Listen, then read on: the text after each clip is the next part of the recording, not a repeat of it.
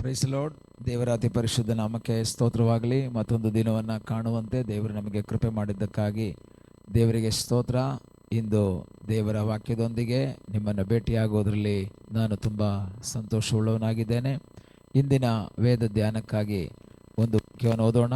ಅಪೊಸ್ತಲನಾದ ಪೌಲನು ಗಲಾತ್ಯದವರಿಗೆ ಬರೆದ ಪತ್ರಿಕೆ 5ನೇ ಅಧ್ಯಾಯ 1ನೇ ವಾಕ್ಯ. ಕ್ರಿಸ್ತನು ನಮ್ಮನ್ನು ಸ್ವತಂತ್ರದಲ್ಲಿರಿಸಬೇಕೆಂದು ನಮಗೆ ಬಿಡುಗಡೆ ಮಾಡಿದನು, ಅದರಲ್ಲಿ ಸ್ಥಿರವಾಗಿ ನಿಲ್ಲಿರಿ, ದಾಸತ್ವದ ನೊಗದಲ್ಲಿ ತಿರುಗಿ ಸಿಕ್ಕಿಕೊಳ್ಳಬೇಡಿರಿ. ಪೌಲನು ಗಲಾತ್ಯದವರಿಗೆ ವಾಕ್ಯದ ಮೂಲಕ ಮಾತನಾಡ್ತಾ ಇದ್ದಾನೆ. ಗಲಾತ್ಯದ ಸಭೆಗಳಿಗೆ ಪೌಲನು ಬರೆಯುವ ಈ ಒಂದು ಪತ್ರಿಕೆಯಲ್ಲಿರುವಂತಹ ಮುಖ್ಯ ವಿಷಯ ಕ್ರಿಸ್ತನಲ್ಲಿರುವ ಸ್ವಾತಂತ್ರ್ಯ. ಗಲಾತ್ಯ ಸಭೆಯವರು ದೇವರ ವಾಕ್ಯವನ್ನು ಚೆನ್ನಾಗಿ ತಿಳಿದವರು, ವಾಕ್ಯದ ಪ್ರಕಾರ ಜೀವಿಸ್ತಾ ಇದ್ದಂತಹ ವ್ಯಕ್ತಿಗಳು. ಆದರೆ ಕಾಲ ಸ್ವಲ್ಪ ಮುಂದೆ ಹೋದಾಗ ಕೆಲವು ದುರುಪದೇಶಗಳು ಸಭೆಯೊಳಗೆ ಪ್ರವೇಶಿಸಿತು. ಕೆಲವು ಸುಳ್ಳು ಬೋಧಕರು ಸಭೆಯೊಳಗೆ ಬಂದು ಧರ್ಮಶಾಸ್ತ್ರಕ್ಕೆ ಹೆಚ್ಚು ಪ್ರಾಮುಖ್ಯತೆಯನ್ನು ಕೊಡಬೇಕು ಎಂಬುದಾಗಿ ಅವರು ಮಾತನಾಡೋದಕ್ಕೆ ಪ್ರಾರಂಭ ಮಾಡಿದರು. ಸುನ್ನತಿ ಆಗಿರ್ಬೋದು, ಹಬ್ಬ, ಅಮಾವಾಸ್ಯೆ, ಹುಣ್ಣಿಮೆ ಮುಂತಾದ ಕಾರ್ಯಗಳಿಗೆ ಹೆಚ್ಚು ಪ್ರಾಮುಖ್ಯತೆಯನ್ನು ಕೊಡಬೇಕು, ಕರ್ಮಾಚಾರಗಳಿಗೆ ಪ್ರಾಮುಖ್ಯತೆಯನ್ನು ಕೊಡಬೇಕೆಂಬುದಾಗಿ ಬೋಧಿಸಿದಾಗ ಗಲಾತ್ಯದಲ್ಲಿರುವಂತಹ ವಿಶ್ವಾಸಿಗಳು ಕನ್ಫ್ಯೂಷನ್ ಆದರು. ಅದು ಸರಿನಾ, ಇದು ಸರಿನಾ? ಪೌಲ ಹೇಳ್ತಾನೆ, ನಂಬಿಕೆಯ ಮೂಲಕ ನಾವು ನಿತ್ಯ ಜೀವನ ಪಡೆಯಬಹುದು. ಆದರೆ ಸುಳ್ಳು ಬೋಧಕರು, ದುರ್ಬೋಧಕರು ಬಂದು ಬೇರೆ ಉಪದೇಶವನ್ನು ಹೇಳಿದರು. ಇಲ್ಲ, ಧರ್ಮಶಾಸ್ತ್ರ ನಮ್ಮ ಹಿರಿಯರಿಗೆ ಕೊಟ್ಟದ್ದು, ಅದನ್ನು ಸಹ ನಾವು ಪಾಲನೆ ಮಾಡಬೇಕು ಎಂಬುದಾಗಿ ಹೇಳಿದಾಗ ಅಲ್ಲಿ ಇರುವಂತಹ ವಿಶ್ವಾಸಿಗಳು ಈಗ ಎರಡನ್ನೂ ಸಹ ಮ್ಯಾನೇಜ್ ಮಾಡ್ಕೊಂಡು ಹೋಗುವಂತಹ ಸನ್ನಿವೇಶಕ್ಕೆ ಬರೋದನ್ನು ನಾವು ನೋಡ್ತಾ ಇದ್ದೀವಿ. ಆಗ ಪೌಲನು 3ನೇ ಅಧ್ಯಾಯ 1ನೇ ವಾಕ್ಯದಲ್ಲಿ ಹೇಳ್ತಾನೆ, ಎಲೈ ಬುದ್ಧಿ ಇಲ್ಲದ ಗಲಾತ್ಯದವರೇ, ಯಾರು ನಿಮ್ಮನ್ನು ಮರಳುಗೊಳಿಸಿದರು? ಯೇಸು ಕ್ರಿಸ್ತನು ಶಿಲುಬೆಗೆ ಹಾಕಿಸಿಕೊಂಡವನಾಗಿ ನಿಮ್ಮ ಕಣ್ಣೆದುರಿಗೆ ವರ್ಣಿಸಲ್ಪಟ್ಟನಲ್ಲವೇ? ಇಲ್ಲಿ ನಂತರ ಅಬ್ರಹಾಮನ ವಿಷಯವನ್ನು ಹೇಳ್ತಾನೆ 6ನೇ ವಾಕ್ಯದಲ್ಲಿ. ಅಬ್ರಹಾಮನು ದೇವರನ್ನು ನಂಬಿದನು, ಆ ನಂಬಿಕೆ ಅವನ ಲೆಕ್ಕಕ್ಕೆ ನೀತಿ ಎಂದು ಎಣಿಸಲ್ಪಟ್ಟಿತು ಎಂದು ಬರೆದದೇ ಅಲ್ಲ. ನೋಡಿ, ನಂಬಿಕೆಯ ಮೂಲಕ ರಕ್ಷಣೆ ಹೊಂದಿದಂತಹ ಇವರು ಈಗ ಕರ್ಮಾಚಾರಗಳಿಗೆ ಹೆಚ್ಚು ಪ್ರಾಮುಖ್ಯತೆಯನ್ನು ಕೊಡುವಂತಹ ಒಂದು ವಿಷಯಕ್ಕೆ ಅವರು ಬಂದಿದ್ದಾರೆ. ಯಾಕೆಂದರೆ ನಂಬಿಕೆಯಿಂದ ರಕ್ಷಣೆ ಹೊಂದಿದಂತಹ ವ್ಯಕ್ತಿ ನಂಬಿಕೆಯಲ್ಲಿ ಸ್ಥಿರವಾಗಿ ನಿಲ್ಲಬೇಕು. ಒಂದು ಕಾಲದಲ್ಲಿ ದಾಸತ್ವದಲ್ಲಿ ಬಿದ್ದಿದ್ದಂತಹ ಇವರನ್ನು, ಅಥವಾ ಪಾಪದ ಆ ದಾಸತ್ವದಲ್ಲಿ, ಗುಲಾಮತನದಲ್ಲಿ ಬಿದ್ದಿದ್ದ ಇವರನ್ನು ಕ್ರಿಸ್ತನು ತನ್ನ ಮರಣದ ಮೂಲಕವಾಗಿ ಇವರನ್ನು ವಿಮೋಚಿಸಿದ್ದಾನೆ, ಅಥವಾ ಕ್ರಿಸ್ತನು ಇವರನ್ನು ದಾಸತ್ವದಿಂದ ಬಿಡಿಸಿದ್ದಾನೆ. ಎಂದಿಗೂ ಸಹ ಸ್ವಾತಂತ್ರ್ಯ ಹೊಂದಿದವರು ಪುನಃ ಇನ್ನೊಬ್ಬರ ಅಧೀನಕ್ಕೆ ಹೋಗುವುದಕ್ಕೆ ಇಷ್ಟಪಡುವುದಿಲ್ಲ. ಭಾರತ 1947 ಆಗಸ್ಟ್ 15ನೇ ತಾರೀಕಿನಂದು ಸ್ವಾತಂತ್ರ್ಯವನ್ನು ಪಡೆದುಕೊಂಡಿತ್ತು ಬ್ರಿಟಿಷರಿಂದ.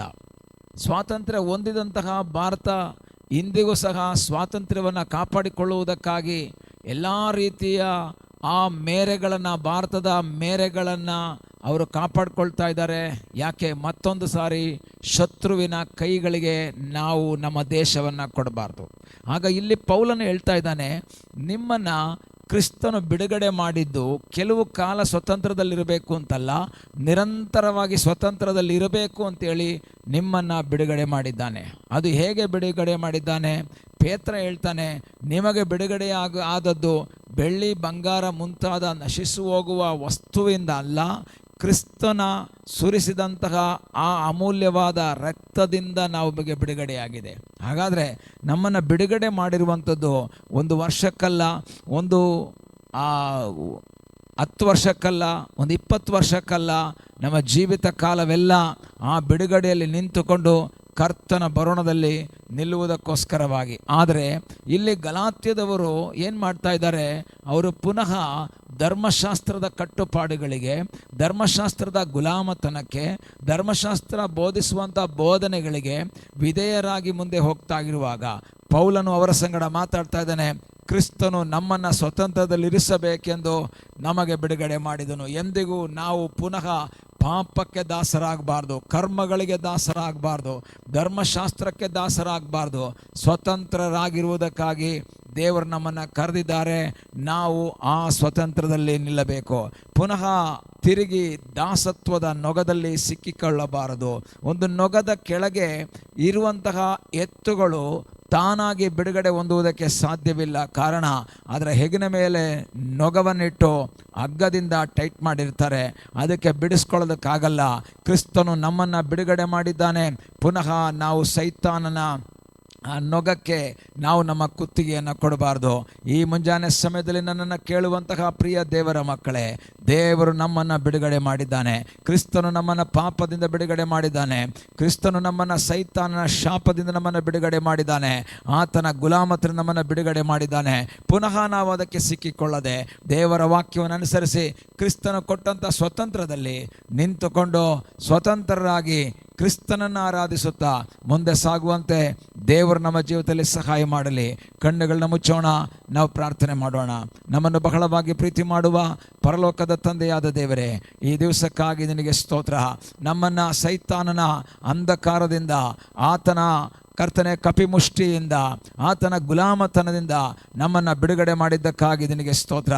ನಮಗೆ ಕೊಟ್ಟಂಥ ಜಯಕ್ಕಾಗಿ ಸ್ತೋತ್ರ. ಪುನಃ ದಾಸತ್ವದ ನೊಗಕ್ಕೆ ನಾವು ಸಿಕ್ಕಿಕೊಳ್ಳದೆ ಸ್ವತಂತ್ರರಾಗಿ ನಿನ್ನ ವಾಕ್ಯವನ್ನು ಅನುಸರಿಸಿ ನಿನಗಾಗಿ ಜೀವಿಸುವಂತೆ ನೀನು ನಮಗೆ ಕೃಪೆ ಮಾಡು. ಪ್ರಾರ್ಥನೆಯನ್ನು ಕೇಳಿದ್ದಕ್ಕಾಗಿ ನಿನಗೆ ಸ್ತೋತ್ರ. ಯೇಸುವಿನ ಮುದ್ದಾದ ಹೆಸರಿನಲ್ಲಿ ಬೇಡಿಕೊಳ್ಳುತ್ತೇವೆ ನಮ್ಮ ಪ್ರೀತಿಯ ತಂದೆಯೇ, ಆಮೇನ್. God bless you.